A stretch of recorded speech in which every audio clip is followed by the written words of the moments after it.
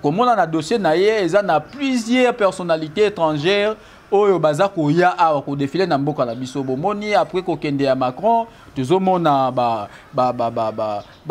moto oyo azalaki président ya France Sarkozy aye awa na en privé tomoni ba sénateur américain tomoni conseil de sécurité des Nations Unies baye awa lobio komona ba député ba britannique ba kondi bazoya donc tout ça bazoya pour être bamoni bakangi monga chusu ba secret zali kobima to ba place au bazwa ki bamoni ke bandi déjà ko réveiller à ça la sociale les ala malamu parce que ennemi à président de la République que la tu sais failli lutter que la matata pognoté que la katumbité ennemi à président de la République peut-être que la paix population ce qui a zolia malamu te azomela malamu te bi motoneti Simon Kimbangu azalaki n'importe qui te donc so boké na ba pays neti na Ghana boké na ba pays neti na ba Kenya ba pays belé pour moi na été ba commémoraka ba tunyo so ba marquer histoire politique na bango soko kei na pays neti Ghana ko mona ba Kwame Nkrumah ba marquer histoire avec la conscience africaine so boké na ba pays un peu belé ba tu ba marquer histoire pourquoi pas biso to ko commémorer batoneti ba Simon Kimbangu quand bien même Naza Kimbangiste était mais je suis en train de commémorer le fils du pays qui a combattu pour remettre non seulement les Congolais mais l'homme africain Naraï mouvement M23 donc batuba simba était mouvement M23 et un mouvement où ebotama qui n'accord il y a des 23 max où ils allaient qui signé par Mwangatutu. Je crois que Tolobaki, Union sacrée, ils ont une charte, c'est comme un monstre poisson, où ils ont un moutouté, ils ont un quête, on ne sait pas définir ces poissons. Mais aujourd'hui, ils ont vite compris qu'il fallait baser la charte. Charte, ils ont net mobile colis qu'on dit, oh, il y a une plateforme. Il y a effectivité, il y a contrôle, il y a beaucoup de même pas un centimètre, il y a beaucoup de papaya. Au moment où l'armée ougandaise est contrôlée, et le conini bazako exploité, to éviter, et le conino bazako yiba, to éviter. Donc, tout ce qui est dans Mokonzamboka, le ministre de la Défense, Jean-Pierre Bemba, baye banako travailler pour être attaque tout ba zone temporaire mais quand même bisoto zalaka na contrôle bambo so alobaka que bateau bazana bazo alimenter ba force ba mouvement rebelle ba mouvement insurrectionnel baye banako tika mais loko na sepela raté parce que sitaka ba komboté plateforme wana Union sacrée eza FCC bis.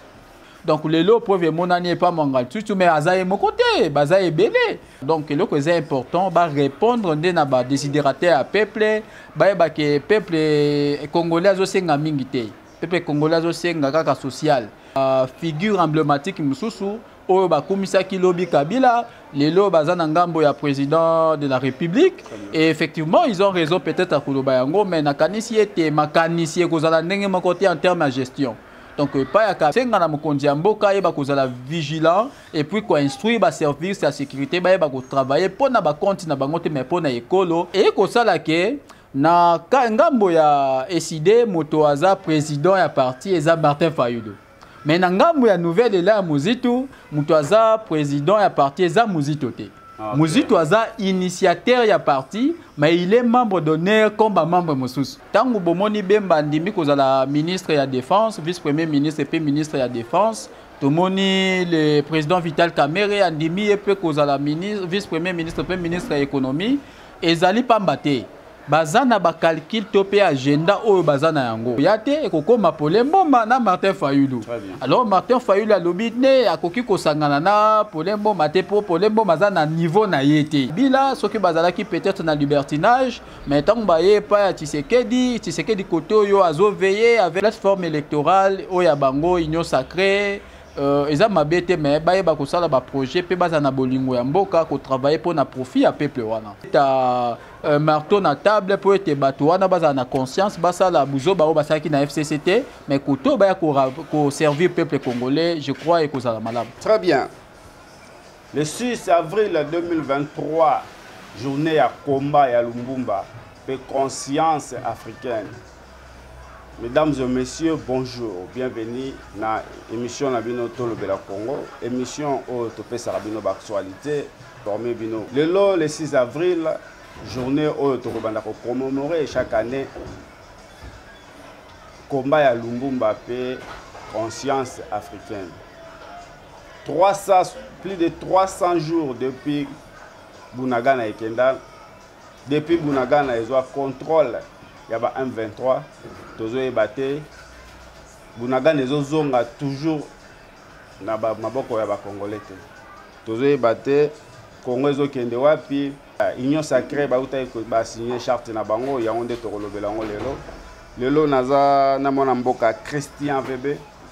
Yende toko sola na yende toko pese la bino ba actualité oyo koleka na République démocratique du Congo. Mwana mboka Christian, bonjour. Bonjour monsieur le journaliste, bonjour na équipe technique na Omobimba. Na sepeli na opportunité oyo pesi ngai lelo penser na ngana mokolo neti monene boye. En tout cas natondi o matondi. Merci beaucoup mwana mboka Christian. Eza bala liboso oleka na émission na biso to le Congo. Soro koko se présenter bato bayebi mwana mboka Christian te ba mwana mboka Christian azali. Ba mwana mboka Guy Christian VB azali congolais, ezana bato mingi bayebi oyo pe bapesa surnom chercheur. Chercheur eza pseudo, mais en même temps je suis chercheur à l'université de Kinshasa na centre d'études politiques au bayebi nikin bayebi babengaka yango CEP. Et puis, Nazali, moi politique, donc analyste politique. Tu mekaraka komano la makambo o Tali Congo pour être tu ba trouver ba solution na ba problème wana. Le 6 avril, journée ya combat à Lumumba, pe conscience africaine. Ba Congolais ba koloba ba férié leki belé. Ba férié leki belé na économie en mboka na biso ndenge eza actuellement.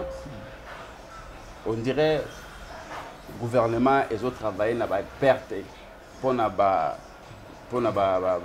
férié oyo ba férié les kebele. Est-ce que et quoi il kozala na façon mon côté ya ko sala pour na to ba ko commémorer ou bien ya ko salisa ba date pour na to ba ko commémorer ba événement nyonso. Non ba na koloba te ke ezali perte pour na mboka, mais boyebi motoneti Simo Kimbangu azalaki n'importe qui te. Donc so boké na ba pays neti na Ghana, boké na ba pays neti na ba Kenya, ba pays belé.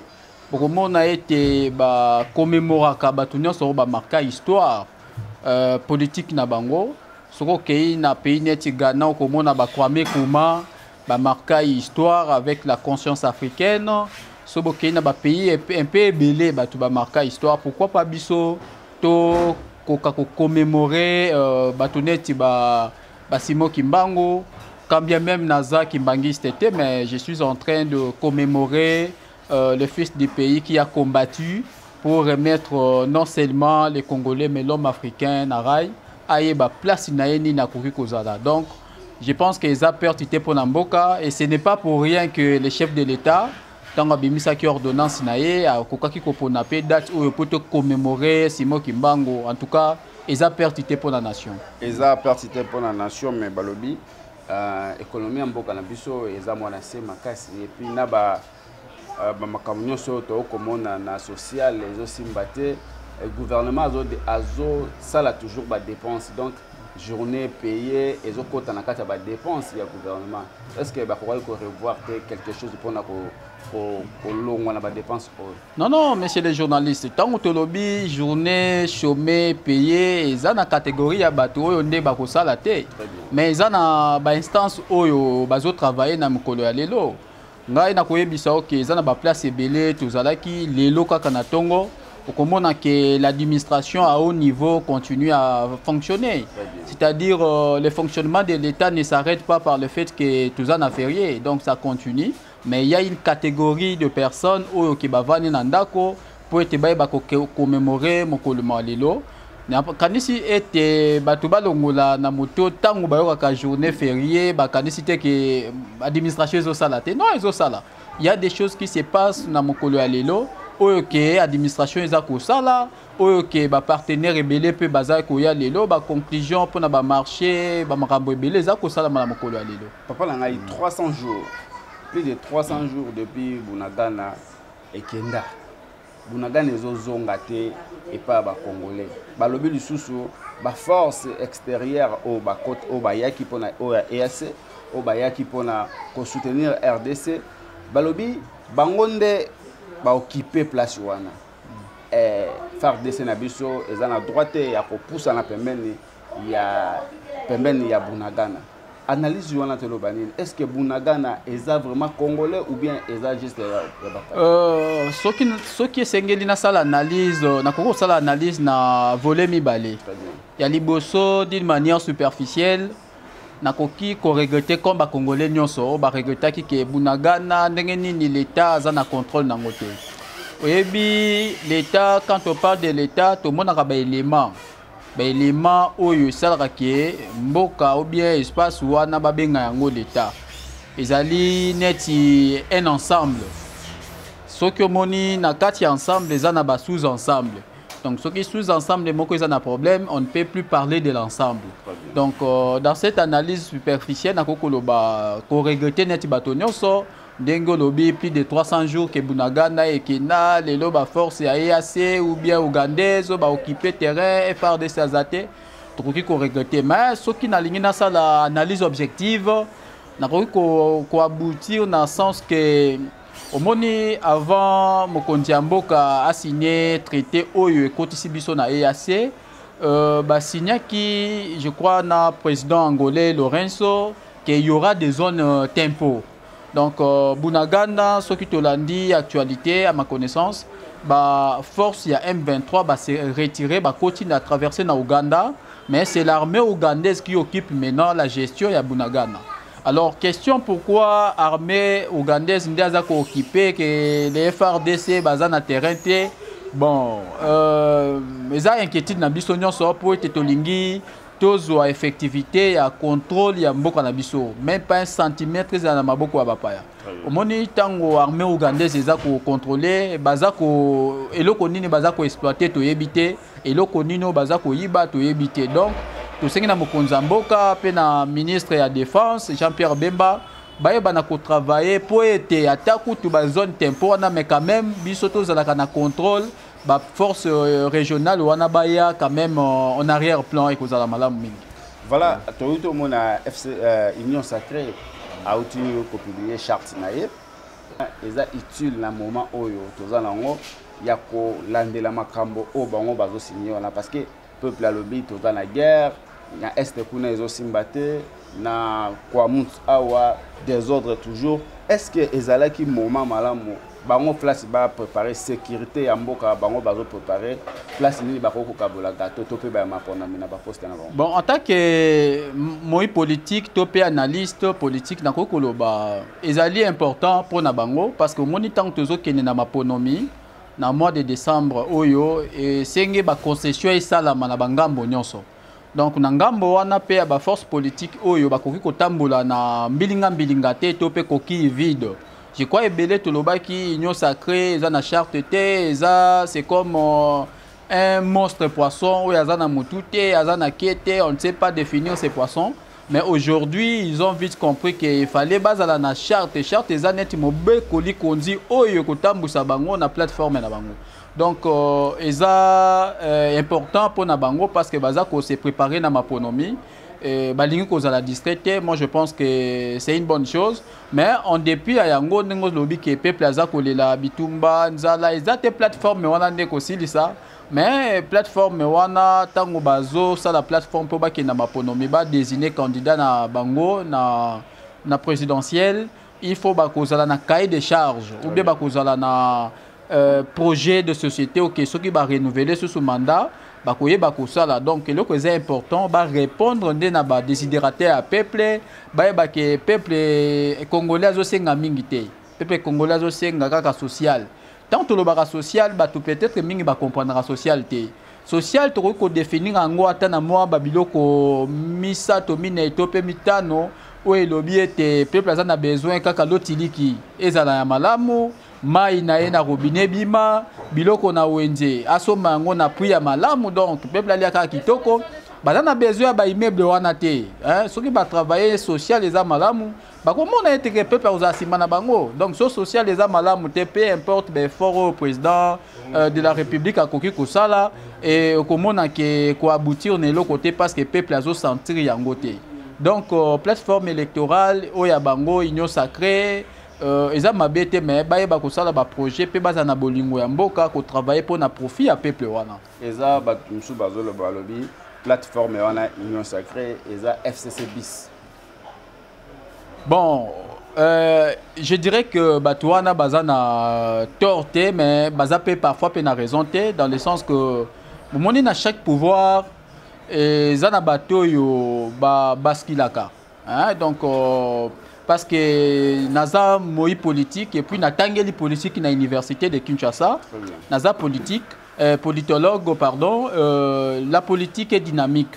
Le dynamisme de la politique et dans le sens que quand il s'agit d'un service à peuple, au cas où vous qui place moko mais nangambo mususu et comme na bokonzi et que ça a besoin na yo pour travailler pour na peuple ko lobate que na kotika la kaka côté nazali parce que non parce que non ko ya partager makanisi na yo pesi makanisi o ko répondre pour que peuple aille ba kozala malamu. Donc je pense que et cause à la FCC bis ou pas bon peut-être batu bazo lobela yango pour bazo mona ba figure emblématique mususu o ba komisa ki lobi Kabila lelo bazana ngambo ya président de la République et effectivement ils ont raison peut-être à koloba yango mais nakanisi ete makanisi cause à la ndenge côté en termes de gestion.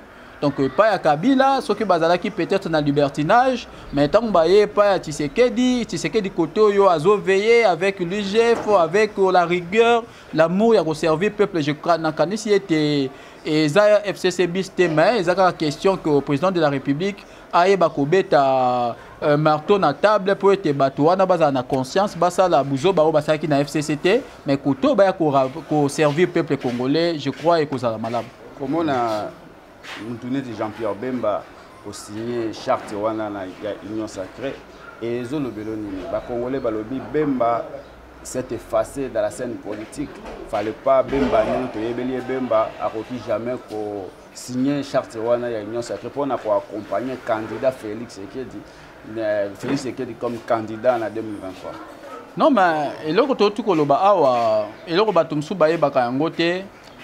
Et il y a des gens oyo bakobanda kaka ko militer, il va combattre mais jamais à accéder na ba poste mususu. Mais ils na batu mususu oyo ba sengeli kozala na ba poste mususu.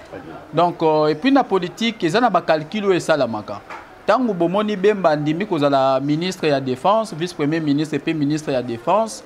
Tomoni le président Vital Kamerhe andimi et peu kozala ministre vice-premier ministre premier ministre de l'économie ezali pambate bazana ba calcul topé agenda oyo bazana yango soki bandimi lelo ba soutenir président de la République a renouvelé mandat ezana ba calcul et puis ba cahier de charges ba pesi ba présenter na ba parti nyonso oyo mutuna mutu azolinga kota na ya yebi place nino ako occuper donc eza ko se rabaisser te ko se effacer te mais juste za ba calcul parce que moni tozokoma na moment ya maponomi président de la République a bengi ba gros poisson wana Bemba a bengi Kamerhe ayebi ke nazalaki déjà na Bahati Lukwebo nazalaki na Mboso mais eza na bato il faut lisusu bazala pembeni comme bazalaki mais bazala lisusu pembeni makasi neti Kamerhe neti Bemba na Équateur na Grand Équateur Bemba za déjà na mot d'ordre oyo akoko jouer kuna akokopé ça peut être baye ba ko gagner maponomi en faveur ya président Tshisekedi au moni Vital Kamerhe avec Bahati Lukwebo na Sud Kivu c'est déjà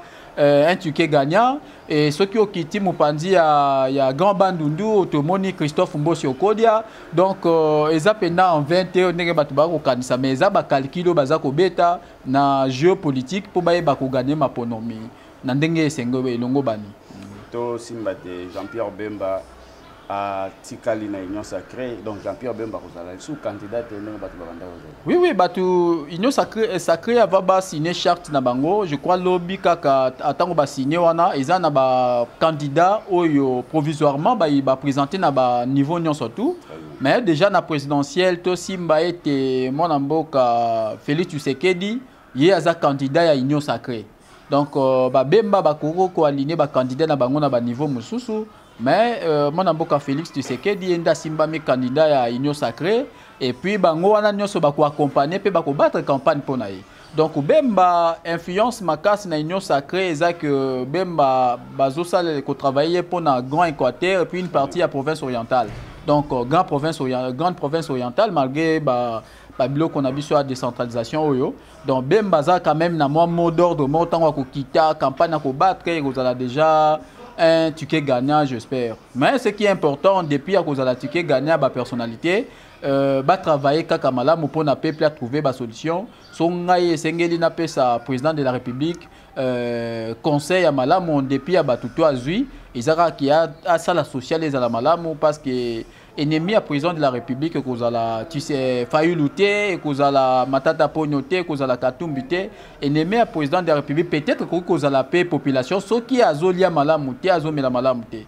Donc ce président répondre kaka makambo ya social et puis makambo ya guerre à est en tout cas à cause la déjà na possibilité à topé ça à renouveler mandat pour étayer bako mais mama et maso tozo luka puis to sengaki et bako kokisama dossier ya honorable Mwanga Chuchu dossier naie va transférer en haut va transférer na prison ya Ndolo de monaki ba révélation na babuki confrère fort naie biloko oyo et bimaki ba téléphone ba nini ba lobi les sous dossier moko na kati peut-être pour na assassinat à chef de l'État analyse nini loka yo moi politique ozo sala na dossier wana. Bon, pour la faute et à temps, mais c'est essentiel pour le dossier à sénateur Mwanga Chuchu. Toi, Simba était Mwanga Chuchu, à un certain moment, a commencé leader du mouvement CNDP. Et puis, c'est Mwanga Chuchu qui a signé accord le 23 mars au mouvement M23. Donc, Batouba Simba était mouvement M23, et un mouvement où il y a un accord le 23 mars. Oyo ezalaki signé par Mwanga Chuchu. Donc les lois tango tolobaka infiltration ezali na administration, ezali na armée, ezali na ba instance union voire même na parlement na biso, batu bandimela biso te. Ngai na sepelaka tango président Mbosso alobaka ke bato bazana bazo alimenter ba force ba mouvement rebelle, ba mouvement insurrectionnel, ba na kotika mais loko na sepelaka te parce que sitaka ba komboté. Très bien. Asukaka kaka na ko dénoncer net biso bato mususu to dénoncaka mais ya zali président y a une grande institution, il fallait ba ko établir liste oyo ezola kisake bato moto tel to pesongolo nde muto aza ko alimenter ba mouvement. Donc les lots preuve monani pas Mwanga Chuchu mais azaye mon côté, bazaye belé. Donc il faut vraiment qu'on identifie même les députés Moussous au Bazali, topé les sénateurs Moussous au que baza ko soupçonner bango na ba mouvement wana ko identifier ko vérifier na banda kuna bango en tout cas ko za malamu ba ko découvrir mambo belé parce que mboka na biso ils ont marché bien pour na ba infiltration ou ils ont na ba niveau nyon surtout. Donc c'est que ba éradiquer mouvement c'est un fléau qui gangrène le bon fonctionnement de l'État. Donc il faut pas éradiquer, éradiquer avec la vigilance. Mwanga Chuchu la kisi mais baza ebele faut qu'on identifie tout surtout baza ko soupçonner pour que makambo ba kotambola malamu. Donc to simba ete yenda zalaki leader. C'est lui le signataire ya accord ya le 23 mars oyo yangonde bengami M23 et c'est lui le leader na compte ya CNDP. Yenda bima sénateur na ngambo ya Masisi. Donc baza bat oyo tokoki ko koloba bato baza ko bebisa mboka na biso baza ko sala ete mboka na biso etambola malamu te yango ko mona na dossier na ye le limbisanga monsieur journaliste na chité wana ko mona na dossier na ye eza na plusieurs personnalités étrangères oyo baza ko ya a ko défiler na mboka na biso bomoni après ko kende ya Macron tozomona moto oyo azalaki président ya France Sarkozy aye awa na en privé tomoni ba sénateur américain tomoni conseil de sécurité des Nations Unies baye awa lobio komona ba député ba britannique ba kondi bazoya donc tout ça bazoya pour être bamoni bakangi Mwanga Chuchu ba secret zali kobima to ba place o bazwa ki bamoni ke bandi déjà ko réversé. Donc na kosenga na mokonzi ya mboka yeba kozala vigilant et puis ko instruire ba service ya sécurité ba yeba ko travailler pour na ba compte na bango te mais pour na école pour na ko permettre à ce que école na biso balkanisation ça la maté pour to ko de liboso. Très bien monsieur Christian. ceux qui te le disent total mboka na biso. Mboka na biso constitution ezali. Même tout le monde on dirait bail politique bazo ka constitution na batiango pembeni. Bazo mema biso bazo ou bien bazo tambu sa mboka na ba accord. Pourquoi constitution ezwaka place na ngote mais ba accord ezwa les devant la constitution. Non, non, mais les accords ne sont pas prohibés dans le fonctionnement politique. Très bien. Donc, en tout cas, nulle part dans la science politique, il y a des accords. Non, les accords, c'est vrai que la constitution, le beaucoup lui qu'on dit, mais les accords sont toujours en conformité avec la loi Yamboka. Donc, les accords sont outrepassés la loi ou bien prescrit déjà dans la constitution. Donc, je crois que l'accord dans la vie politique est toujours parce qu'il y a des réalités qui se créent au jour le jour. Il y a un politique, le dynamisme politique. Donc, le monde politique est un monde statique. C'est un monde qui évolue avec le temps. Et vous allez constater que la réalité est là qui lobby n'attend à FCC, c'est la même réalité est là les lotés. C'est vrai qu'il y a que certaines choses où qui se ressemblent, mais la réalité est à mon côté, mais c'est un moment où corps salama pour constituer une force parce qu'un seul parti est mon mais avec l'appui ou le ralliement à d'autres partis, il y a d'autres forces politiques qui ne sont pas là, ma casse est à la paix pour gagner. Ma ponomito boye bako gagner ko mettre ba projet ensemble pour bien marcher, bien fonctionner les choses publiques. Na ngambo ya opposition mwana mboka Martin Fayulu abengani ou bien longoli mwana mboka Adolphe Muzitu na Lamuka to simbanini na alliance na bango wana. Bon, na dossier wana nazana moi maîtrise ebele parce que secrétaire général, il y a Nouvel Élan, mon amboka Blanchard Mongomba, topé na ba réunion mingi au ezalaki ya bango, même la dernière conférence au Aotuko Sala, nazalaki wana comme étant analyste politique, au tuzalaki invité par mon amboka Blanchard Mongomba, to participer to yo qui a étalé biso situation par situation, na koki kaka koloba ke bon, il y a un problème où il y a un kati ya mboka na biso. Okomona na charte na bango où Italie l'instance la niveau ya likolo ya fonctionnement ya la muka, ils na o ba bengi yango présidium. Donc présidium wana selon ba révision ba sala parce que toyebi ke bemba kenda tisekedi akenda ki kamere ton batikali bato mibale. Mozito na Martin Fayulu basali révision ya l'article oyo ya présidium ezalaki présidium tournant oyo ezalaki ka pona deux personnes. Si à un certain moment ba ko longolango comme ezalaki personnifié ba longoli ba lobité ko komi ya parti. C'est-à-dire Nouvel Élan a 6 mois na ye 6 mois tango ekoki et CDP a 6 mois na ye. Mais et ko sala ke na ngambo ya SID moto aza président ya parti eza Martin Fayulu. Mais nangambo ya Nouvel Élan Muzitu, mutoaza président ya parti eza Muzitu te. Okay.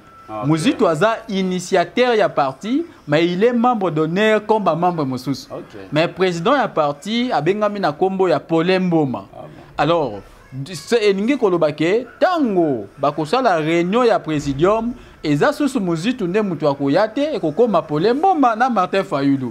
Alors Martin Fayulu alobi ne akoki kosangana na Paul Mboma te po Paul Mboma za na niveau na yete. C'est là où maintenant les bas blessent oyo moni ezo créer ba problème awana donc il fallait même na mokolo ya basalaka passation basali ba makambo ebele il fallait ba instaurer conférence des présidents comme un organe consultatif. Et Paul Mboma Kei na Blanchard Mongomba baboya koyamba ya bango na Faden pour alobi baza na qualité te pourtant ndenge basala ba révision ba article na bango esengi ete Nouvel Élan na esidende basalaka gestion ya coordination tournante. C'est ça maintenant le problème. Donc Martin Fayulu azalaka na komi kiti ça parce que ce qui a yebaki ke il fallait ezala Muzitu inaye il fallait andimate ke comme na ba parti politique inde bazwaka gestion ya présidium ya coordination mais na Nouvel Élan eza Mboma eza Muzitu te malheureusement il y a lobby Mboma Paul Mboma za na niveau na été yango moni na makambo eza ko bendana et puis à lobby était soupçonné Muzito a commis proche ya Félix Tshisekedi que Muzito aza déjà na kati ya union sacrée. Mais nangama Muzito lobby ye alongwe na la mukate azozela tour na ye ya présidium akota bakamba. Mais Muzito atikali ko prononcer officiellement te ki akoti na ngambo ya union sacrée parce que il faut muto aloba. Mais il y a le bio, non, Muzito comment lettre moko ya le 22 décembre 2022 que Zali Lissousou na kati ya la mukate. Alors, tout ce qui na Martin Fayulu a présenté lettre wana correspondance aux akola qui ça a été Muzito asila ki koloba ki a longwe na kati ya Lamuka. Donc et puis Muzito nangam na yaza ko reprocher Martin Fayulu qui a a sali ba alliance na matata ponyo na katumbi oyo selon ba convention na bango esengelite ke ba ya mema Lamuka na ndenge na ye il faut conférence de présidium de se décider. Donc eza mo mbilinga mais kobanga ete eza que peut-être qu'on vivre les lots Lamuka ko koma El Martin Fayulu ou bien El Muzito tuza kozela le 11 avril oyo esengeli ke Muzito apesa sa passation flambeau na niveau ya nouvelle élan pour être pas ba kokamba 6 mois parce que Blanchard Mongo ba ebisi biso soki esalamité bango ba considérer comme auto exclusion ya Martin Fayulu. On ngambo Martin Fayulu asali communiquer à lobby Muzito alongwe volontairement donc to yebite situation ko suka wapi mais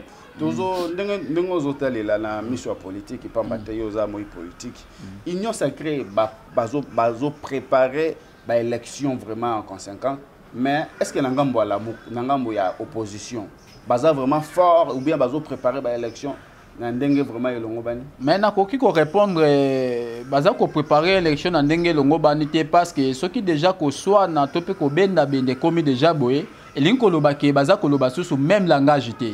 Côté koyoka bato Martin Fayulu kompona bato ba Nico Maingele ba Prince Penge les autres baza ko finga Muzito côté pe bato ya Muzito baza ko finga Martin Fayulu déjà la kisi ke mbilinge coach na kati ya Lamuka oyo déjà eza ko profiter na union sacrée. Donc ceux qui bazo continuer ko kende na ndenge wana.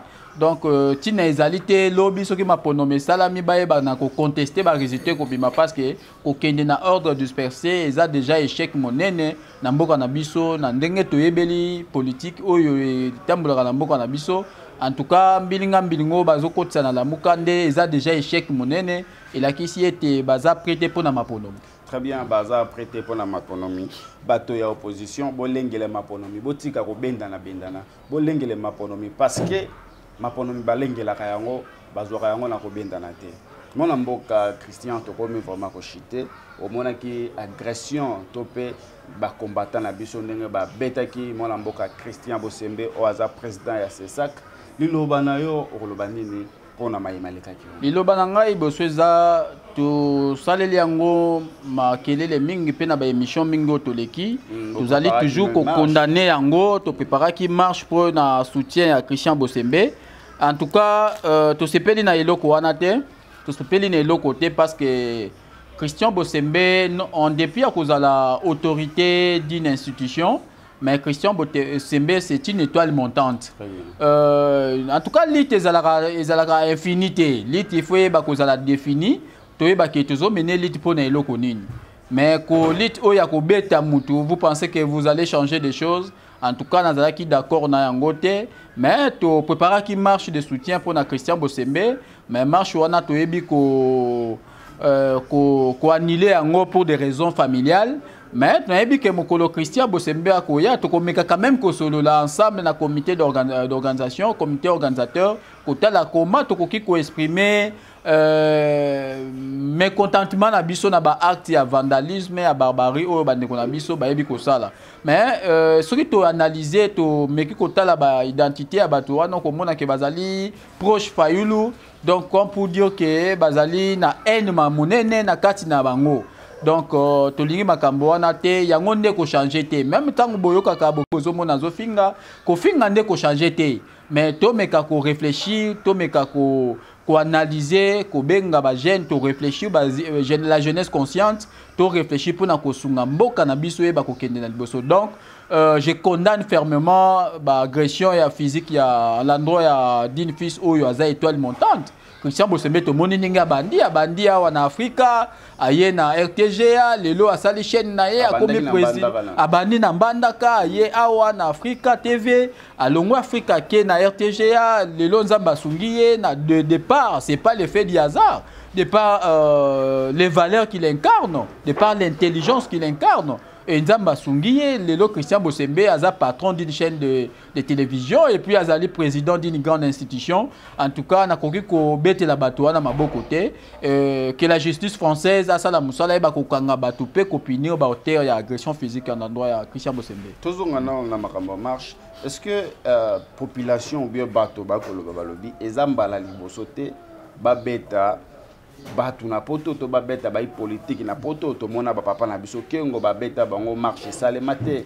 Objectif ya marche na bino wana ezaki dia quoi? Non, objectif ya marche na biso oyo tongeto organiser na mokolo lobby pour na soutien Christian Bosembe. Pamba te balobi babeta déjà Christian Bosembe et puis bino lobby ne touchez pas à Christian Bosembe et ils ont emporté nini na population soko babeti Christian Bosembe. Non, mais tongeka koebisa ba toyo bazomi benga combattant au bazana poto ndeko journaliste moni babiso yo to bundeli mboka oyo to bundeli mboka oyo na ba marche wana toza na opposition na ba président Félix Tshisekedi papa Etienne toza na batunyo surtout to bundeli mboka to risque vie. Donc bato ba yebi ba lit o biso to sali mais lelo yo to lobi to zali na mokonzi oyo abimi na maponomi. Malgré que nous sommes tous à Zosala, tu l'obité que na vie nous sommes tous au salé au Simba.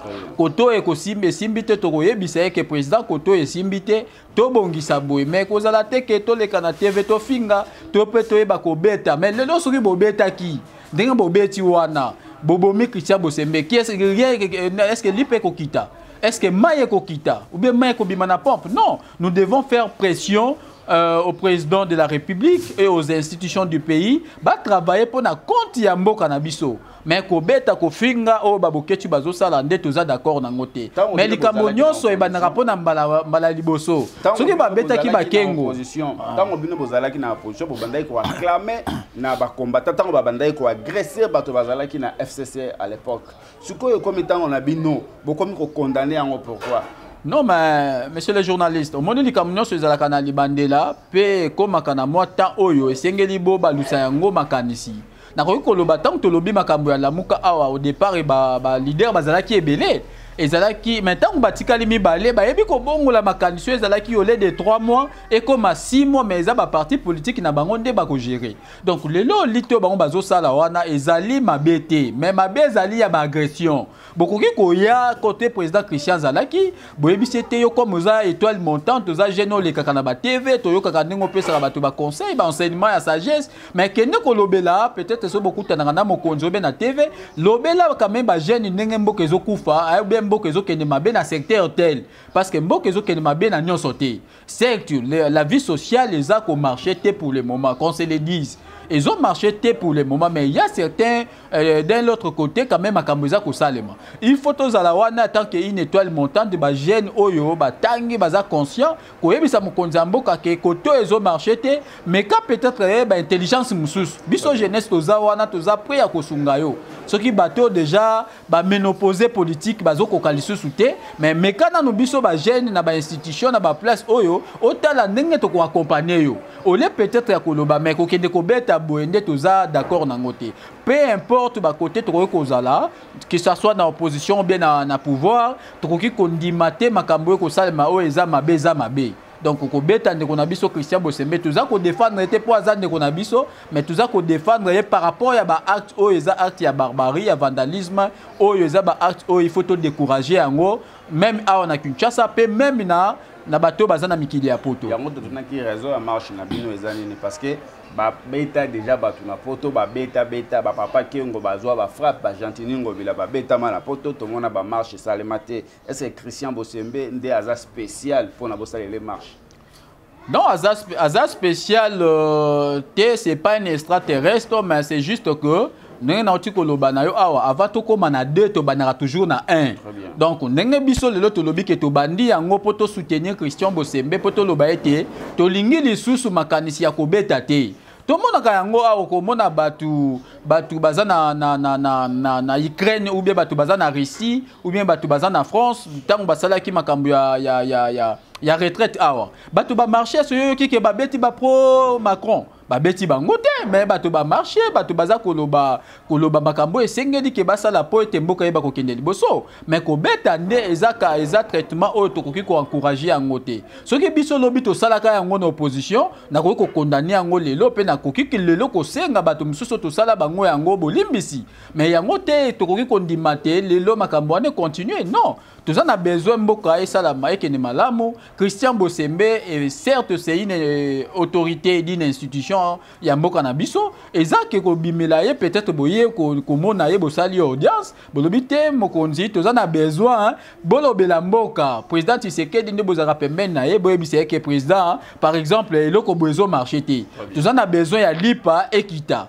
toza na besoin mayebima toza na besoin tolia tozo senga yo mingi te ne fiske ka social wana boyebisa Christian Bosembe Christian tango akoya awa akoki pe kolobela ngo na media na ndenge mususu mais kobeta Christian échanger le côté nde toza d'accord te na bandeko nyonso yango moni to levaki ton partout to lekaki pe to salaki organisation à marche wana to identifier na niveau ya Paris un certain Waila et Matumona Francier les autres to constater que baza pro Fayulu mais toni ko kota na guerre wana ko engager ba guerre te que biso pe to agresser bato ya Fayulu non to loba que toza jeunesse consciente nous devons faire la part des choses. Donc nous devons prôner les valeurs et non les anti-valeurs.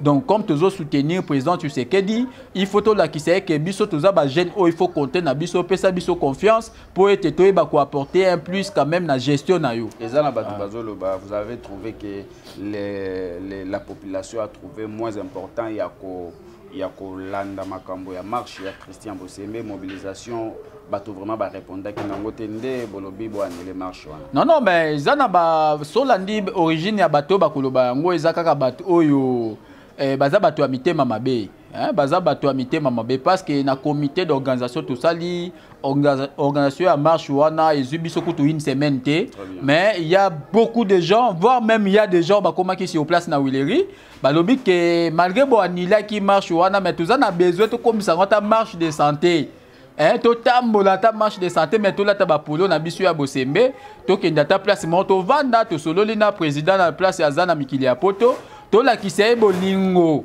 oyo toza nango pe soutien toza nango pona ye pe na ba autorité misusu eza yende tozi comme échantillon mais tokozala kolakisate ba autorité misusu to lingi te ke ba traitement wana salama voire même ba opposant to protéger ka te bato baza na pouvoir même ba opposant to linga te ke ba menacer bango même ba journaliste misusu oyo baza na opposition to linga te ba menacer bango to lingi to tika ba empreinte ya gestion oyo pe ko ya lobby akuta quand même mboka ezala gestion ezaki na niveau moko boye pa banda c'est ça la continuité de l'état. Donc koloba ete bato to salaki mpiaka bato bayete wana ezaka bato amitema mabende bakoki koloba yango. Très bien maître monsieur Christian to comme déjà ko chité. Oui, avant de conclure, on a le dernier mot. On a le président Félix Tshisekedi, que la pemben wana pour être makamboe bakotambola malamu. Et nasengi na Mama Denise na Nyakero merci na baction nyos o yazali kosala. Aza mama mutema malamu, mama o yalingi bana mboka, o yaza kotika bana na temps ya pasité.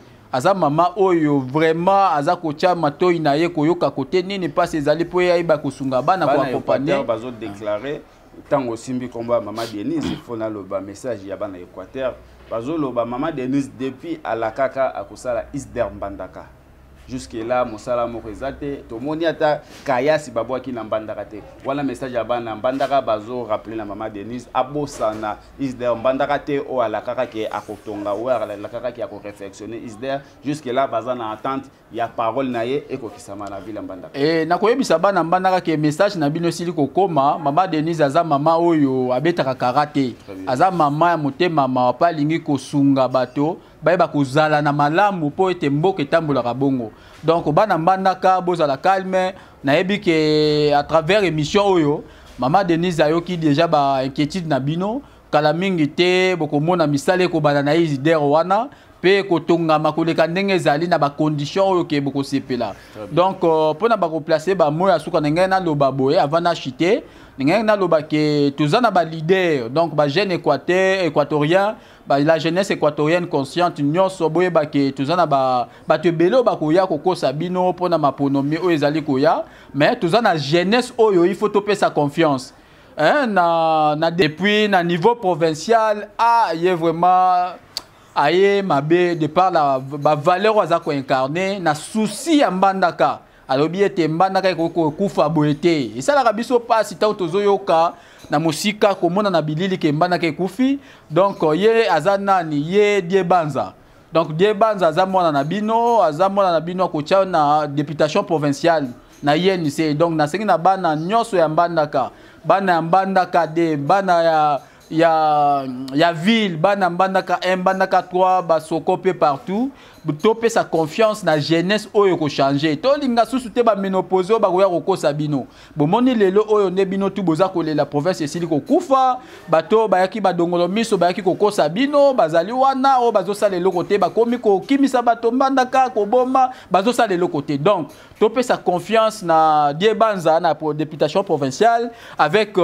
fondation na ye tope asbel na ye mbandaka na biso donc na profiter ko pesa bana nyonso mbandaka pe ba na Kinshasa balingi ko kene mbandaka batu nyonso tu ya asbel mbandaka na biso bazo bénéficier formation na INPP mbandaka donc formation bazo bénéficier za gratuite donc bazo fouté le côté et puis fondation to asbel mbandaka na biso esali susu nini kala mingi te na mikolo ezali koya eza kopesa ba mama nyonso ya mbandaka to pe ba papa o babengi ba crédit wana nyonso ezaka pona ko préparer ba élection tango ba élection aussi la baponie atiki akomi ko yamba bandeko ya aboko yamba ba appel akomi ko tambola na mituka filmer ka ndenge to mona ka bandeko msu basala yango kala ba jeune oyo tangi wana ya Équateur ba ko emporter nini na population équatorienne ba jeune on atangi na mbandaka et puis na provincial to beti siete mingi na die banza pour y vraiment to pesa déjà maboko aza déjà akozwa.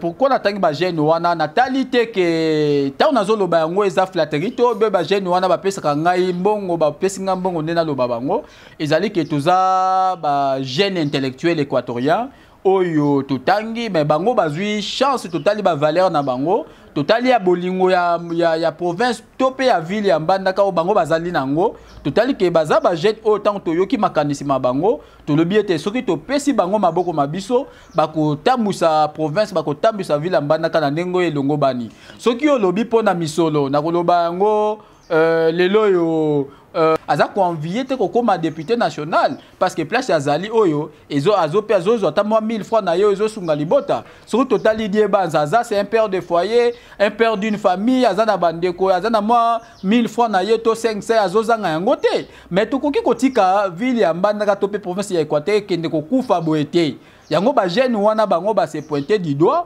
balobi te bango bakokende biso tokosala nini tant to meki koyoka to meki kosolola na bango to yoki culture na bango to comprendre souci na bango de to lobi ete to tia bango maboko comme bazwi ndingisa ko postuler na ikuna mbandaka bakende ngao nazo yebisa yo oyo na ko postuler na commune na district ya Funa ngai na lobi te nga na ko bunda awa bon biso to bunda na niveau national soki to zui to ba nommer biso pe na ba niveau musu to ko kipe ko sala pona mboka na biso donc bango bazwi ndingisa ko kende de to lobi to soutenir bango na ba fondation to pe asbel yango nazo interpeller na bana mbandaka ba fondation eko ya ebele ba asbel eko ya ebele na période électorale mais tango ba élection aussi là ba promesse wana nyonso et aux alati boye ba kopona mutu amalamu boye ba kopona mutu o azana vision boye ba kopona mutu oyo ako développer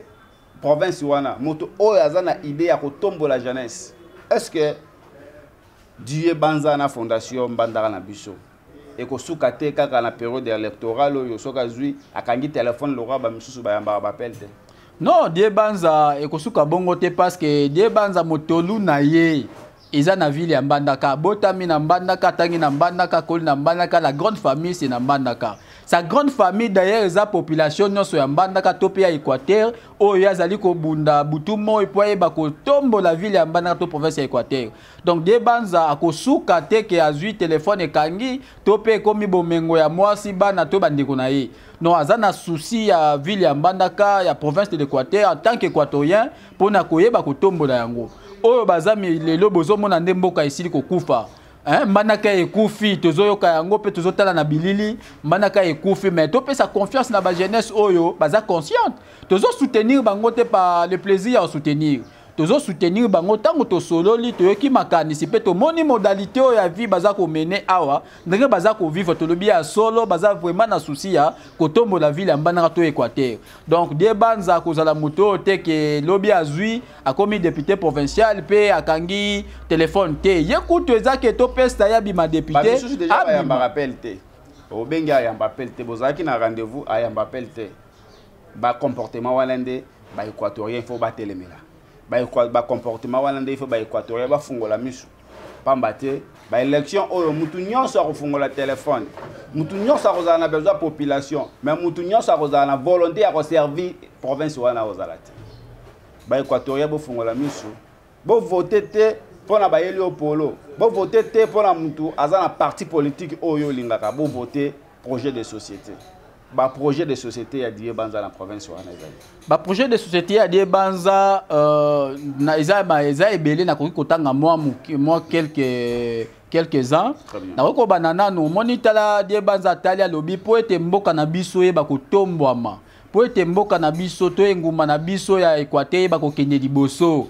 Il faut qu'on s'investir d'abord na kinabo moto. Atali alobi no ba jeunesse wana bazana Mbandaka bazosala nini aye ko futela bango misolo na partenariat o ya fondation ya Asbel na INPP bazosala formation. Monsieur les journalistes, le développement avec comme facteur matériel, c'est d'abord facteur mental.